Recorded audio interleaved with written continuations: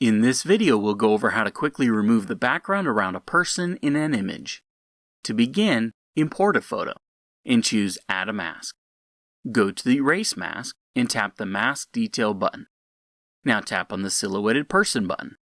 You may find you need to clean up the mask. Choose between the Erase or Draw tool. When erasing or drawing, enable the Color Masking feature to easily remove or add just the specific colors under your finger as you clean up your image. This works great for working on the edges of your masked person. Don't forget that you can zoom in, rotate, and move the screen with 2 fingers. The brush size is adjusted with this control, and edge softness with this one. Mistakes can be easily removed using the Undo button.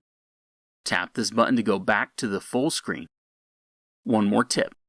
If you want to quickly erase the whole image, just switch to the Erase tool, then tap and hold until the image disappears. This also works when in the Draw mode. This masking is not suitable for videos where the person or background are moving.